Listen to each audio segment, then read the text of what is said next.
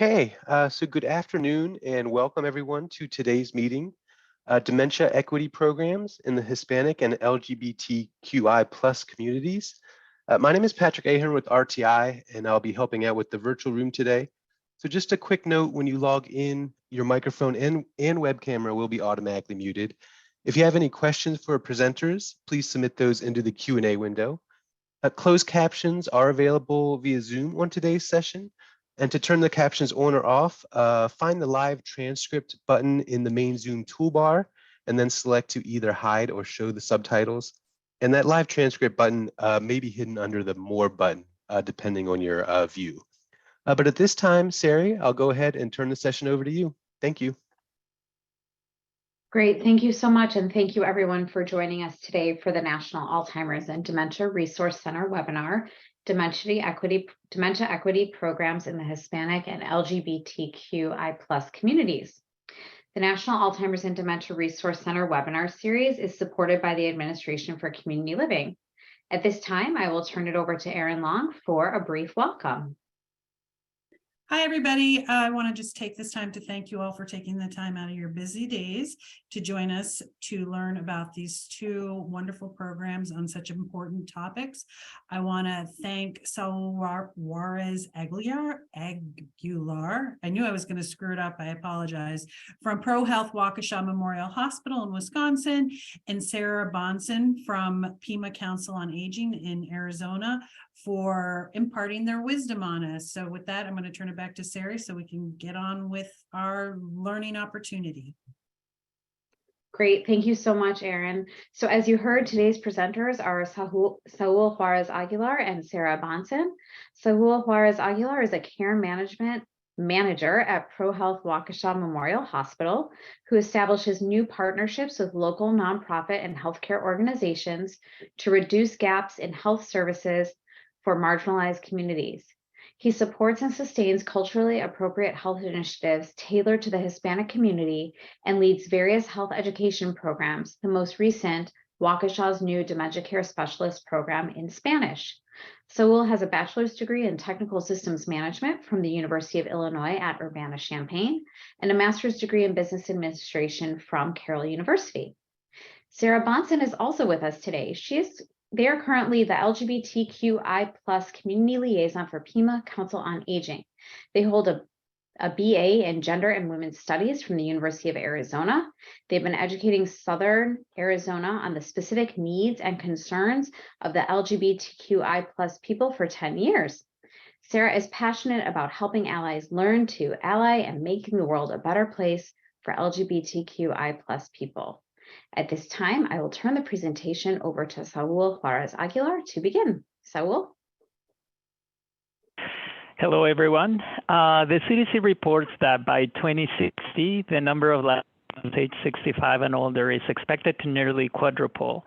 Latinos will face the most significant increase in Alzheimer's disease and related dementia cases for any racial group in the U.S. Today, I have the pleasure of sharing a story about the successes of our bilingual dementia care specialist program at Waukesha Memorial Hospital and the impact on the Hispanic community in Waukesha, Wisconsin, a small city located about 20 miles west of Milwaukee. Our story demonstrates that dementia initiatives can be successful when there is a complete understanding of the needs of the Hispanic community. Similar to our experience, I would like to share how you can overcome the adversities encountered during the implementation. If we can switch to the next slide, please. Waukesha, similar to other areas in the U.S., reflects the growth of the Hispanic community. Our city has seen an influx of Hispanic families that migrate from Milwaukee, seeking a better lifestyle away from large urban areas. Our center story goes back to 1996 when our organization conducted a community assessment that revealed significant barriers to access for non-English speaking Hispanics. Our situation hasn't changed much regarding the increased risk beyond age, which includes low socioeconomic status, cardiovascular disease, and a higher prevalence of conditions like diabetes, high blood pressure, obesity, and depression. And the CDC states that Latinos also tend to develop symptoms at a younger age than non-Latino whites. Here in our community, a coalition of nonprofit organizations came together to address the needs of the rapidly growing population. And in 2001, our hospital created an offsite apartment embedded in the heart of the city to address the needs of the Hispanic community, which is now the Hispanic Health Resource Center. Next slide. I just wanted to show you some of the tenets of our Hispanic Health Resource Center, what we call our model. Our number one tenet is to reduce the barriers to healthcare access, to provide primary and secondary prevention to our community, and to coordinate case management and advocacy, and also to start building community capacity within our community. Next slide, please. The goal of our dementia program is basically to expand access by increasing caregiver knowledge, promoting caregiver health and well-being, and increasing access and use of available resources. The Hispanic Health Resource Center staff employs obviously two different roles. Obviously, we have the community health workers and registered nurses. Both roles go by in hand. Both are bilingual, bicultural, and they do community outreach and deliver a variety of health services. These two roles have successfully implemented our first Medicare specialist program because they provide health advocacy and education, and they navigate community members through the continuum of care. Our community health workers are embedded in the community, and they are the ones who interact directly with our community, and our nurses assist our community members navigating any type of medical services. They together educate our community so that they can lower the medical registry, so they can enhance the understanding of medical terminology that sometimes it's very complex for our patients. Next slide, please. There is, unfortunately, still the misconception about mental health in the Hispanic community. Unfortunately, there is still prejudice toward community members with mental health, especially when they do not understand the symptoms or the behaviors such as violence or failure to perform at the same level as others. In the Hispanic culture, families are the caregivers of our seniors. However, many of those caregivers still do not fully understand the complexity of the disease, mainly when many of those families are uninsured or underinsured. Caregivers may not even know that services may exist, and they do not relate or know how to access them. Additionally, our community has reduced access to proper mental health care due to language barriers, insurance, lack of specialized healthcare resources, and cultural adaptation. Next slide, please. Our bilingual staff has conducted conversations with the Hispanic community to listen to their knowledge about dementia. Unfortunately, we validated that there still exist gaps, even if we collaborated with other nonprofit organizations to connect the community with available resources. We realized that caregivers, some of them that we identified in the community, did not have the tools to understand the disease or find available resources for their loved ones. We found out that they exhaust their time caring for their loved ones instead of caring for themselves. We felt that we needed to do something. We found ourselves in a very challenging position. However, it was the voices of our communities that helped us tailor a program for caregivers. What to do when we are not the experts of dementia? Well, what we decided to do, we asked for guidance and found support from organizations with more expertise. Next slide. About 2 years ago, we knew that although organizations provided vital information to our community, our Hispanic community would only reach out to organizations that they trusted. We knew that over the last 2 decades, we have gained the trust of the Hispanic community here in Waukesha, and we have been trying to implement evidence-based programming and successfully, because the community comes to us. We also have learned that we sometimes need to make adaptations to those programs. We know that some programs we cannot, but we knew that if we wanted to do something for the caregivers, we needed to get the feedback from our community, because our community will be the ones who will help us launch a program successfully tailored to the Hispanic community.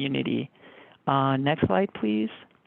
before implementing any initiative, we needed to learn how the community would receive it.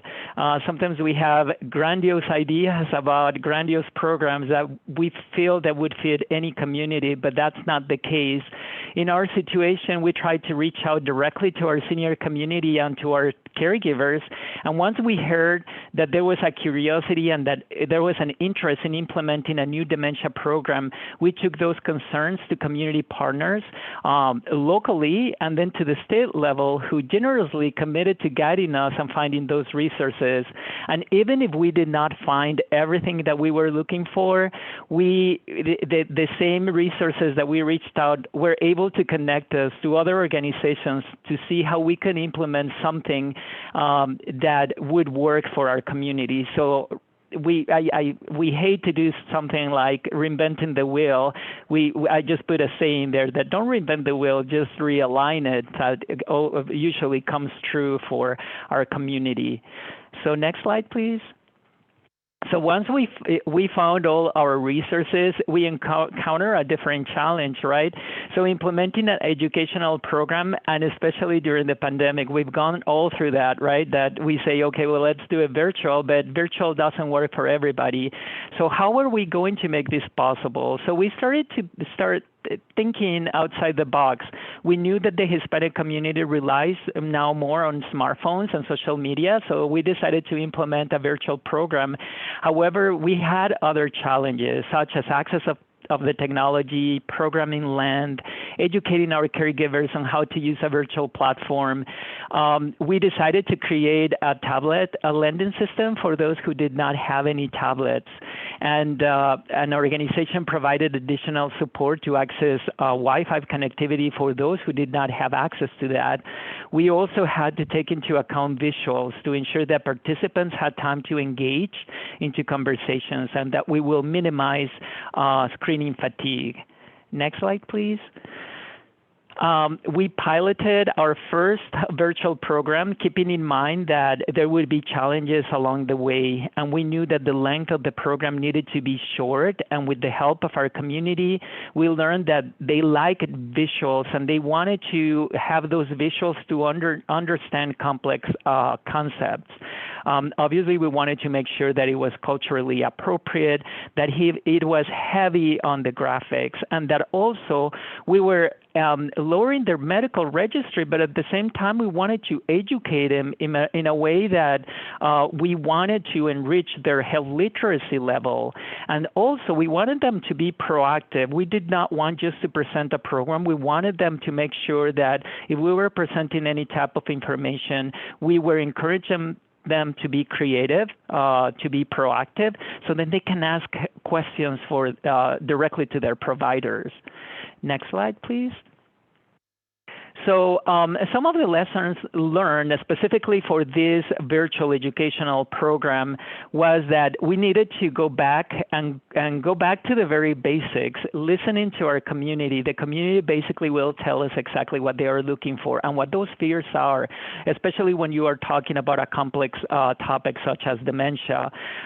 We needed to learn what others have done. We, again, didn't want to reinvent the wheel, but we wanted to make sure that also we were able to reach out to other organizations that, to our surprise, they were very eager and very open to helping us if they implemented something in their area and that something that was very successful.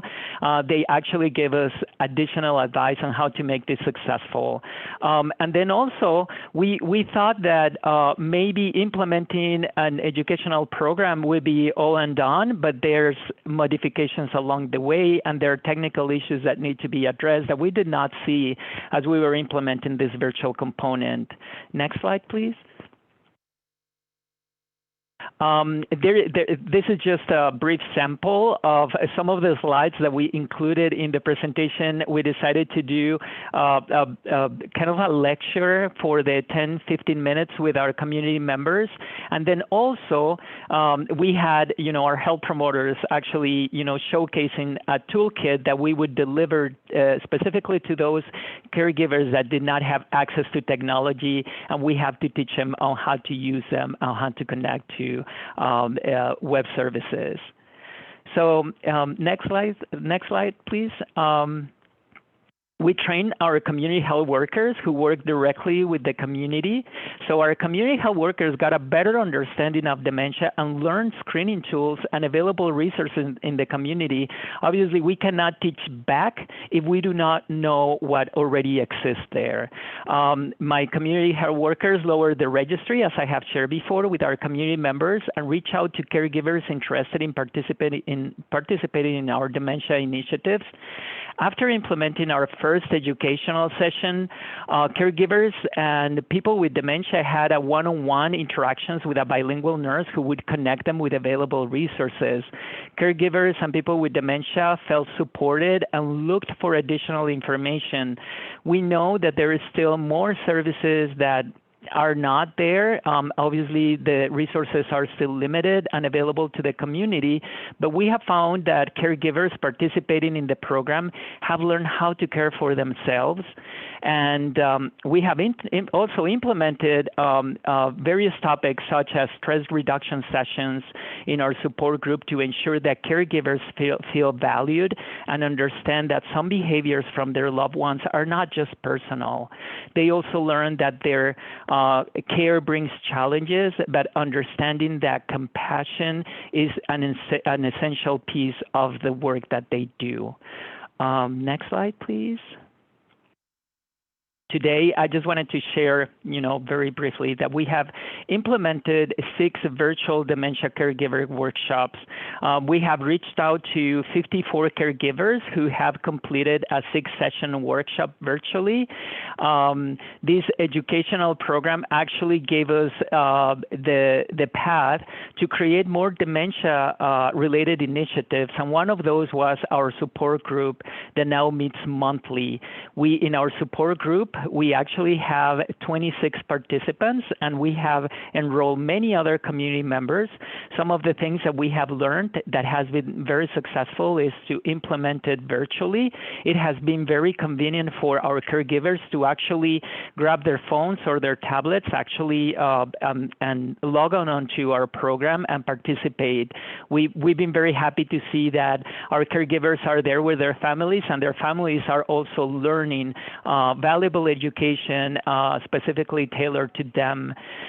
This group actually led to our first memory cafe in Spanish here in Waukesha, and for the first time we are very proud to announce that we have our memory cafe called A Smile and a Cup of Coffee, or what we call in Spanish, Una Sonrisa y un Café, in which we actually invite caregivers and their loved ones to a community setting. We get together at a Mexican restaurant, and then we actually have a cup of coffee, and then we sit down and we have the interactions of our bilingual registered nurse and our community health worker who actually facilitate the sessions. We have learned, just as any program, that we always say, well, let's do a program for 1 hour, and little did we know that our community members wanted more time, and they wanted to spend more time socializing and learning. So that hour has extended to 1.5 hours, and now it has extended to 2 hours in which we actually have those interactions with our community members. So as you can see, one thing leads to the other, and it's starting with community conversations, understanding our community and knowing our limitations too. We feel that we wish we could have all those resources available in Spanish and to all of our community, but we feel that given short strides, we can actually start building up solid initiatives specifically about dementia and remove that stigma that still lives in the Hispanic community. Also, engaging community partners, and it doesn't matter whether it's our next door partners, our free clinics, or any other hospital systems, but also reach out to county level, to statewide, and also having the support from many of you in different organizations, giving us the cue on what works best and what is best for the community. And that is something that we are very proud, and I'm hopeful that this will actually give you the tools to successfully implement new initiatives, and don't be afraid. Obviously, there is there is a trial and error. There might be situations in which we can actually, implement and they're good, and there's situations in which we just need to make a few tweaks and move on. So with the next slide, I just wanted to say thank you for listening to what I had to present. And now we will continue with Sarah Banson's presentation. Thank you so much, Saul. And thank you to Sari and Aaron and Patrick for hosting us, and to the NADRC for the invitation to speak. I'm thrilled to be able to be here with you all and share a little bit about what my organization, Pima Council on Aging, is up to. Next slide, please. So I would like to share with you today a little bit about some of the health disparities in the LGBTQI+ community, especially as it relates to Alzheimer's and related dementias. There are some uniquenesses in this community that create health disparities, and I would like you to know what PCOA has been doing, as well as a little bit about what you all can do. Next slide, please. For about 10 years, Pima Council on Aging, or PCOA, I'll just continue with calling it PCOA, has really seen the unique needs and concerns for LGBTQI+ older adults, and has prioritized educating our community providers on some of those unique needs to try and impact the health disparities present in the community. For a number of reasons, it became clear that Project Visibility, which was created by another area aging agency in Colorado in 2004, it needed some updates, and it became clear to PCOA that not only did we need to would it benefit us to have control over the training material that we're using, but that we actually have the infrastructure to do it. And so in 2019, we retired Project Visibility with our gratitude and began developing Visibility Matters, which has become a suite of trainings that now includes a Dementia edition, which is by far and away our most comprehensive training that we have. It's 2.5-hour training, which includes half an hour specifically on how dementia impacts LGBTQI+ people, as well as some case studies to help our providers kind of role play and rehearse how they might utilize some of the tools imparted in this training. And it is available to our community partners, as well as a mandatory training for our own internal staff. It's available virtually and in person as I am invited. It's become just really a very cool program. Next slide, please. Within this project, we have 2019 was the very beginning of COVID, and as we started developing this training program, it became clear that we were not going to be able to go into some of the facilities that we would have liked to in order to get you the real life voices of LGBTQ older adults in my community. So we've used some Zoom videos to do that, because it is really important to me that our community providers hear directly from the people that we're talking about in order to better learn from them. So please enjoy this 3-minute video. Go ahead and hit play, Patrick. Thank you. Goals for aging for myself are to have quality of life, stay connected to my family and to my community, to age in place until I can't anymore, and then have to decide what to do then. Transitioning to some kind of continuing care community is not inevitable. However, it is something that I think many of us will have to consider. That aging in place is important and is key, but again, as gay people, as LGBTQI+ people, most of us do not have children who are going to take care of us. We don't have that sort of built-in security. We have friends, and our friends are aging along with us. And as I continue to age, it's one of the things I'm looking for in the future.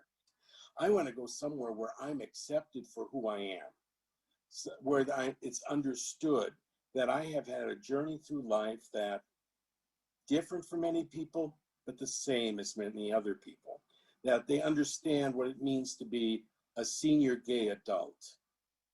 Well, one of the things I like to do in thinking about this is to back up a little bit and say, why does this even matter? Why are we even talking about this?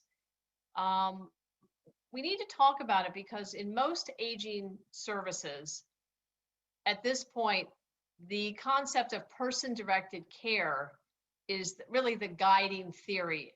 So we need to get to know people to work with them. And so part of working with any group and any person is understanding their identities. And all of us have many identities, of course. The queer identity may or may not be the primary identity someone leads with or wants to talk about. But it's important that we know basically, well, who's been important to you in your life? Because in aging, that's what we're doing. We're finding out about priorities, values, decisions, most importantly, relationships. Who cares for you? Who do you love? And without knowing that, we can't do a very good job of serving someone, whether it's in an outpatient community setting, if it's aging at home, if it's in a hospital, hospice, or memory care. Linda's so good. Really does an excellent job of summing up some of the barriers and challenges experienced in this community, right? And what the aging care system is doing and therefore, right? And we really do, with person-centered care, need to get to know people in order to best serve them, right? Especially in aging care that is trying to, who do you love? Who cares for you? That we'll talk about it in a couple slides, but the aging care system really does rely on some supports that may or may not be present for the LGBTQI plus community. Next slide, please.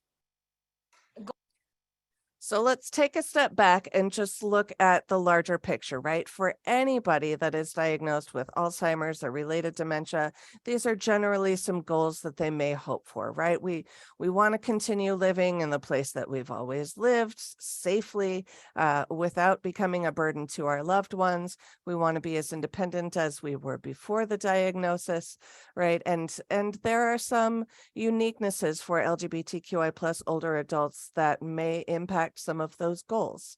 Next slide, please.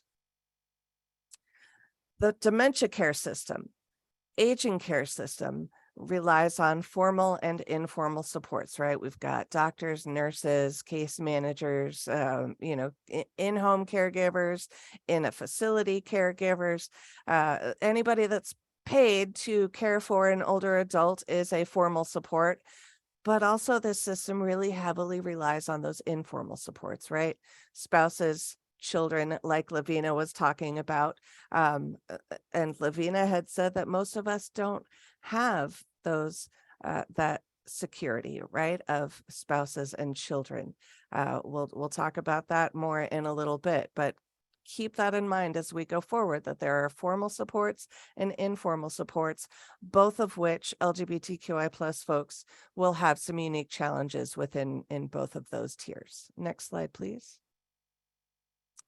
So I want to give you a little context for why that might be.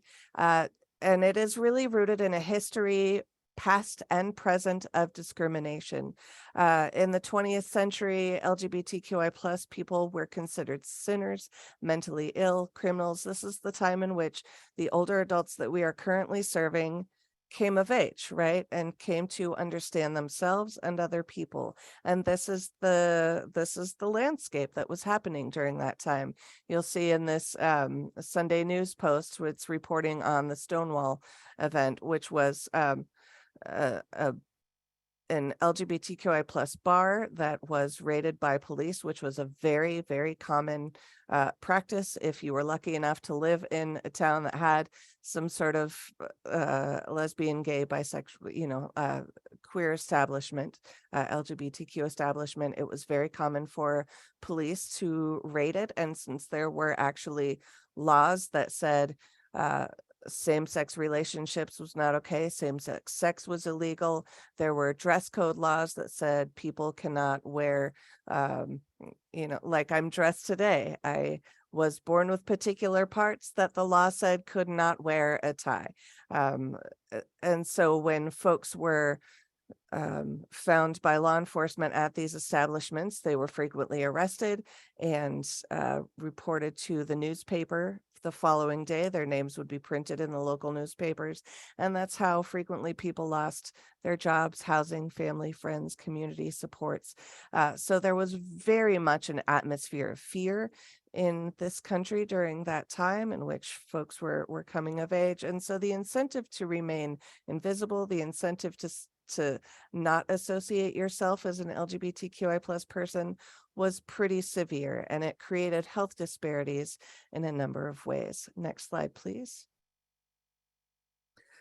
And here are some of the ways that has come to fruition, right? About 20% of LGBTQI plus folks avoid seeking medical care for fear of discrimination, for lived experiences with discrimination, and about half of trans people have had to actually teach their medical providers about what trans care looks like, what that is, hormone replacement therapies, gender affirming surgeries, and how any of those things might interact with, aging and the medications and needs associated with just general aging, right?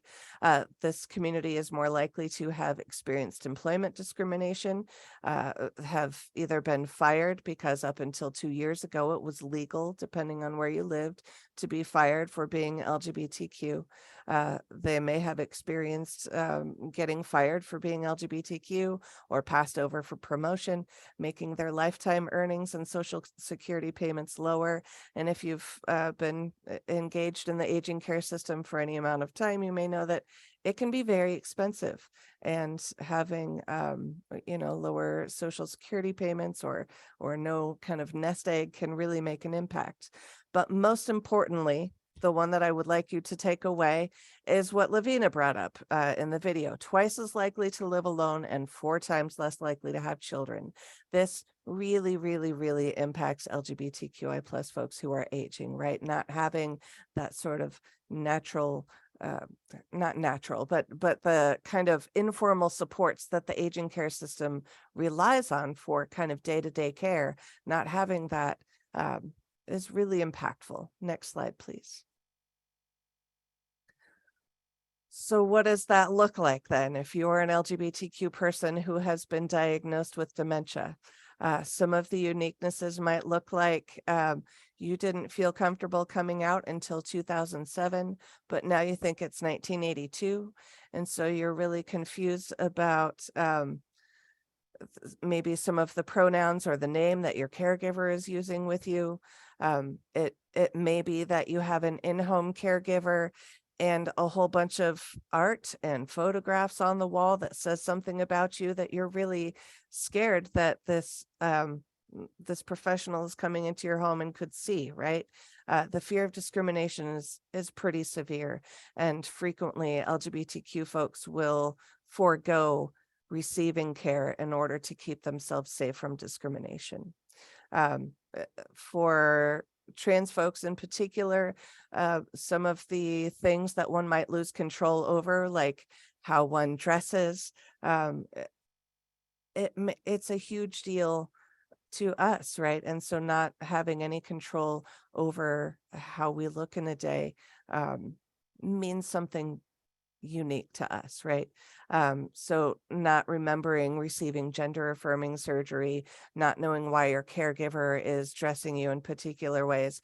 These are all challenges that our community providers really need to hear some of the best practices. What do you do when this is the situation, right? And sometimes there are no clear answers. Next slide, please.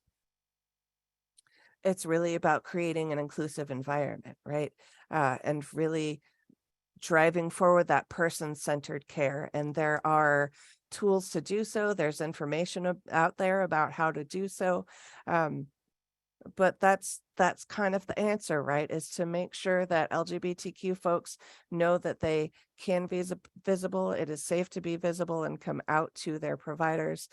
Some of the strategies that one could use is to have somebody that is living with dementia or Alzheimer's write a note in their own handwriting saying whatever it is that they need to say to themselves. You know, Susan comes here once a week to do XYZ, and she knows about your relationship with XYZ, right? Or she knows this about you and you are safe. That is one strategy. There are also tools out there. You'll see the Rainbow Pelly Pelly, if you don't know, it's like preferences of everyday living. Some folks say ADLs, daily living tasks or whatever. It's basically an intake form that create space for LGBTQI plus identities to exist. So those are tools that you can use, find on the internet, and start changing the intake forms at your own organization. It's also important for our caregivers to know and to practice being open and not judgmental about shifting behaviors and strategies. Not everyone in the LGBTQI plus community is out, has come out, and there may be spouses, children's, loved ones that are very surprised when there are romantic interests displayed by a person that is living with dementia, a gender that they've never expressed interest in, right? They may have forgotten that they are married with a partner, with a spouse, and they're exhibiting romantic interests in someone that is somewhat unexpected to their loved ones.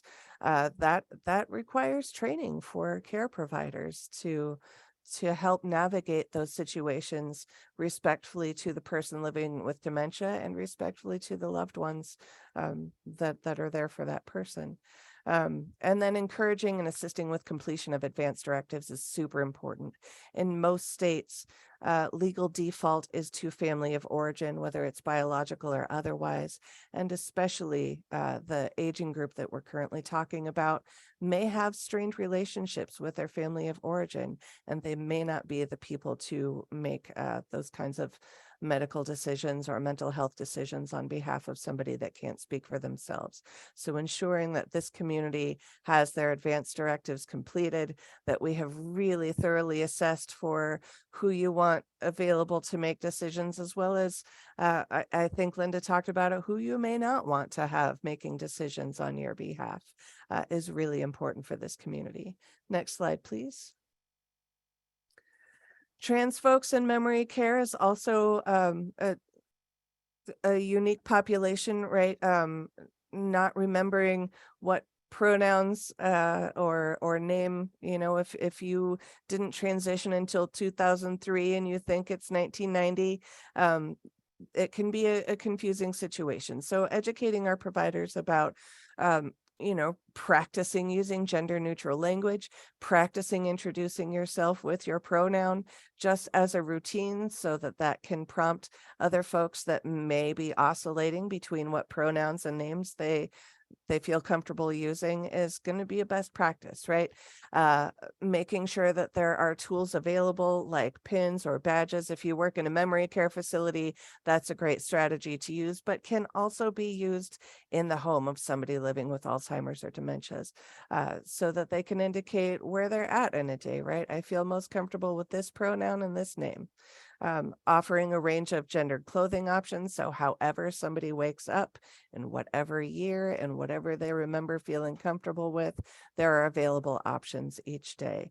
And really offering as many choices as possible for anyone, but especially for this community that has really had to fight for the rights that others may not give its due consideration, right? What I get to wear in a day, what name I get to be called is contested, right? If we want, if Bill says, if William says he wants to be called Bill, we tend to call him Bill. But if William wants to be called Sally, there are folks that discriminate in ways that make that difficult, right? So making as many choices available as possible to this community, best practice, focusing on safety, and then letting every other choice, right, when we decide to take choices away from a person, let's let that be because of a safety concern, and then allow for as many choices as possible. Next slide, please. So what's coming next for Visibility Matters? As much as I love my Zoom videos, I really want a professionally produced video. It's really important to hear directly from the people that have the lived experience. And I think it's just, I'm super excited to be able to start production on this video, hopefully January. That's coming soon. Spanish language materials, especially where I live in Tucson, Arizona. It's just, I'm not going to reach the population of people that I need to reach unless I have Spanish language materials available to present Visibility Matters in both English and Spanish. So that's on the horizon. And then some additional content reflecting the strengths of this community. We hear about the discrimination, and I don't want my presentations to be really rooted in the difficult stuff, right? The difficult stuff has also led to us being a really vibrant, strong community that has brought the world all kinds of fun things like drag and camp and the idea of chosen family, which isn't limited to just this community. And I think it's worth it to our providers to have a more well-rounded understanding of what this community is and looks like. And that's just, I hope, going to lead to a broader audience. I would like to have every single aging care provider, a memory care provider in my community trained in Visibility Matters. And I think it will just really open the door for limitless opportunities. Next slide, please. Because visibility really does matter, right? Unless LGBTQI plus people feel like they are safe to come out to us, we're not going to identify that there are unique needs for this person, right? We're not going to be able to open up that toolbox and say, hey, you may need some additional support here, or this thing is really important for us to consider, right? Discrimination, past and present, has created real barriers for LGBTQI plus folks accessing aging care institutions, any institution really, but especially in aging care and healthcare, it makes a huge difference on the quality of life they have at the end. Next slide, please. So in the last year or so, a little bit more since we piloted the dementia module for Visibility Matters, we have completed 10 trainings and trained over 150 people ranging from community members to aging care professionals, other AAAs in Arizona, volunteers, healthcare providers like Mercy Care, colleges and universities. I get asked to train our nursing students through the NAU School of Nursing, as well as at the University of Arizona. There's just been a lot of desire for this education. I think folks are coming to realize that this is a unique population that has unique needs, and we need to know and understand a little bit more about it, right? Like Saul's had, we need to understand more in order to better serve these communities. COVID was a barrier for us. Those Zoom videos, they did their job, and I appreciate them. But COVID did mean that we were not able to go into any living facilities or really, the Zoom videos was kind of what we could do. It also meant that nobody was inviting me in person to go anywhere. It was like 100% virtual trainings, which is great because that also opened the door for reaching a lot more people, but it did impact some of the data collection that we were trying to do. People don't care about your surveys so much if they can just sign off and never think about you again. Whereas if I had them in person, I could say, but this paper is really important to me. However, got the foot in the door, right? And that's it.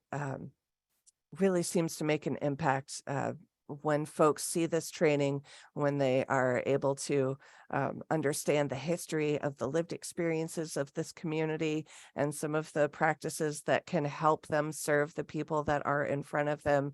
It really makes a difference, and people ask for this training again and again. Next slide, please.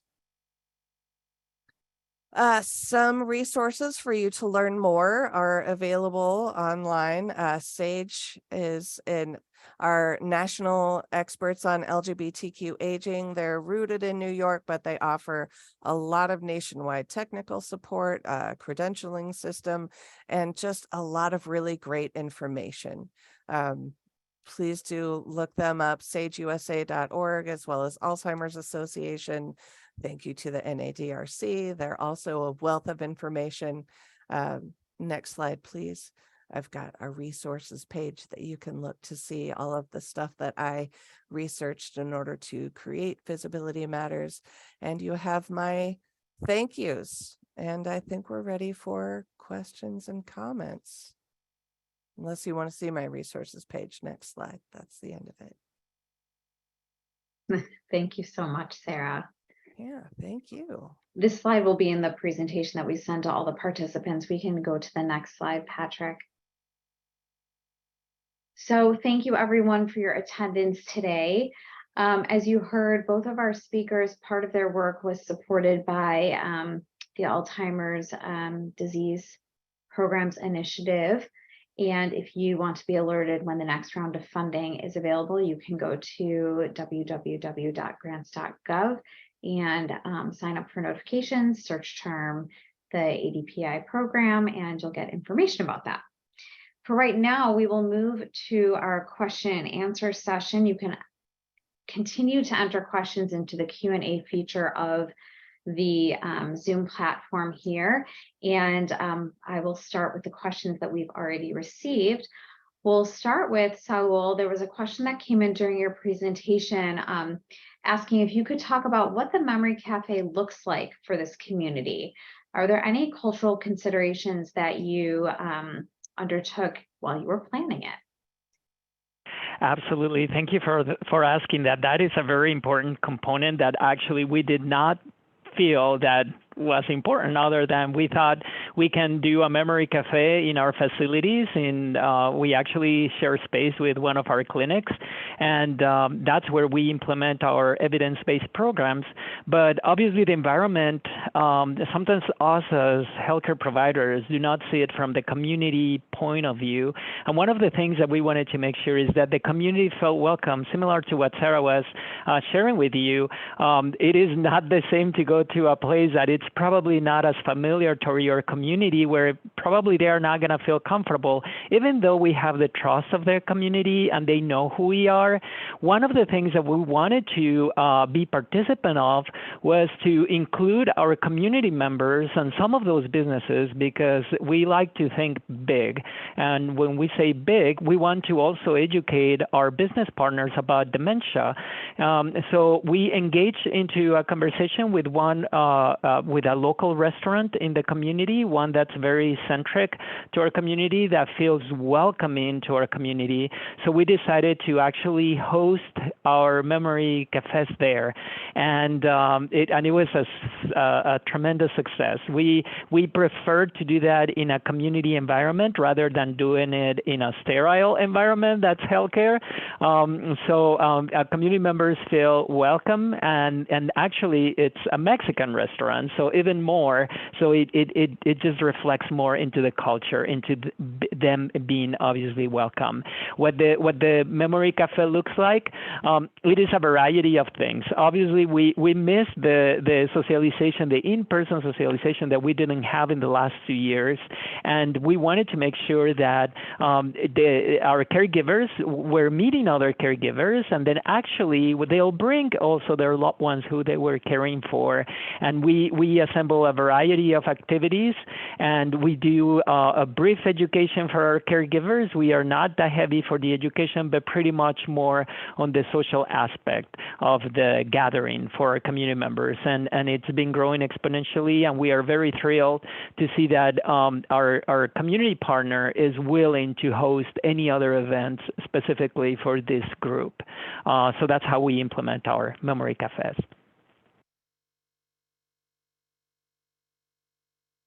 Great, thank you so much. I have a lot going here to get all these questions in one place. So Sarah, we'll come to you next.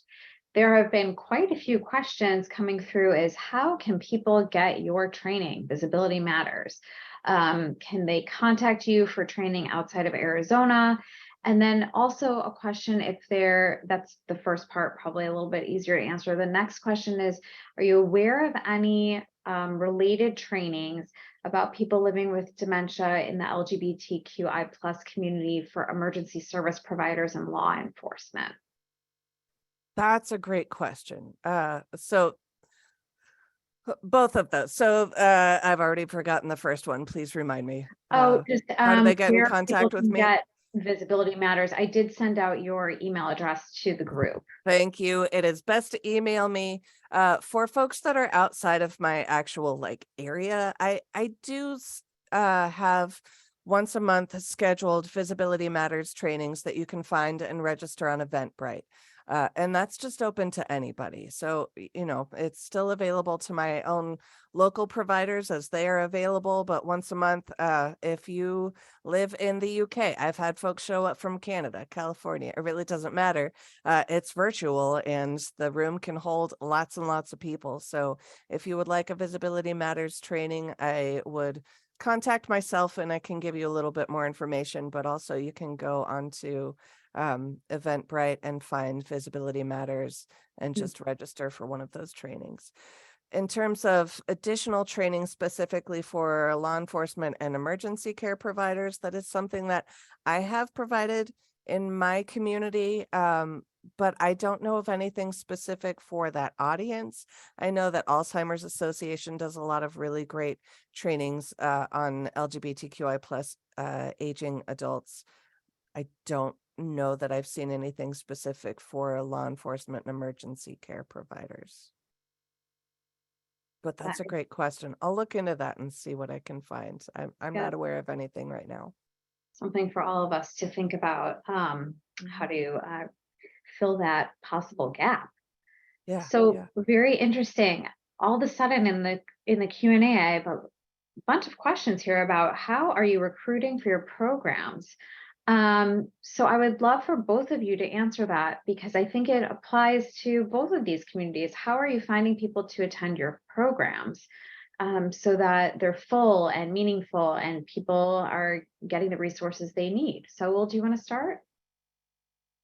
Yes, absolutely. And actually, the word goes out in the community. One of the very successful things that we actually do is that because of the trust that we have with our community, once we invite a family or a couple of families, they actually are the ones who are promoting these resources within our community. So they recommend a person or they know somebody or a neighbor or a relative, and they actually refer them to us. They reach out to us directly, and that's how we do follow up. However, we also go to the community. We actually go to places where the community gathers, and it might be churches, might be fresh markets, might be laundromats, beauty salons. And so we just actually promote, and actually we give flyers. Sometimes it's a little challenging to sell, health initiatives, but we do get a very good response from our community because once they participate in the program and they really see that it fits their needs, they obviously recommend us more. And obviously we have some free clinics that we actually reach out to, and we share that information, and if they identify any community members, they refer them to our site. Great, thank you. Sarah, do you want to add to that? Yeah, I would back up everything that Saul said. Anytime you're talking about community building, you have to go where the community is at. So fortunately, I have a lot of tools and resources at my disposal in my own community to work with. We have a grassroots community organization called Southern Arizona Senior Pride, and we work really closely together to amplify each other's efforts. So they help get the word out to people that they are working with in terms of local area providers, telling them about Visibility Matters and how important it is that their providers get this training. And then PCOA, make sure that we get the word out to our mail lists about all of the efforts that Senior Pride is doing. largely a social organization. However, they also do have a very unique advanced directives program, which includes, you may have heard of the 5 wishes. They have what's called the 6th wish, which is unique to LGBTQI plus people to help them go over what kind of legacy planning, what pronouns, what name do you want on your end of life material or celebration of life materials? Are there people that you don't want involved in care that might otherwise have legal authority? So that's really great. There's a lot of LGBTQI plus organizations that I can work with to make sure that word of mouth spreads far and wide. Where else? Yeah, I would say that that's what we do. That covers it. Great. Yeah. Okay. Can you talk a little bit about, this question's directed to you, Sarah, but I think, Saul, you might be able to add some thoughts about it with relationship to your community. So Sarah, can you talk a little bit about, someone's indicating that they're trying to set up a support group for LGBTQI plus older adults living with dementia.